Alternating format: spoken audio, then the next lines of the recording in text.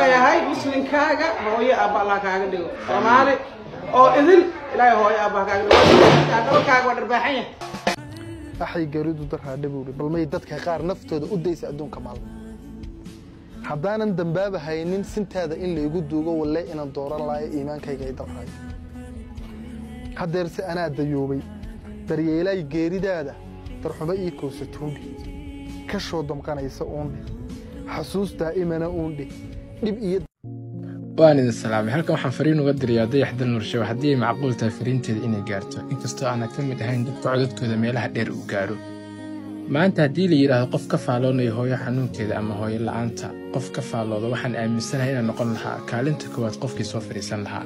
hooyadii maan waayin way nooshahay laakiin yaraanteedii ilaa hadda nasiib uma yeela inaan la noolaado kala fogaanshiyo dhanka faamiliga awgeed ka Soomaali ahaan waxaan nasiib u yeelanay aabayaal ku maamahda afar ayuu Ilaahay ii baneeyay inta u badan ubadkooda aan ka fikirin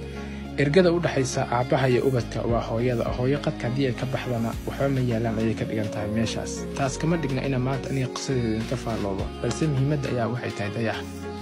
agtaada qofka rajada ku ah waa qof dumar nin raga ma aha nin raga qabad kasta uu dul qaadan karaa laakiin qofka dumarka ah in Allah inta ka warhaysay nolosheeda ayaa waxay tahay inta hogaamin kartid haatan xagoo soo dhaadhac subscribe-teeda cas dhac ku sii sidaas ayaa deetana inaga mid ahaanaysaa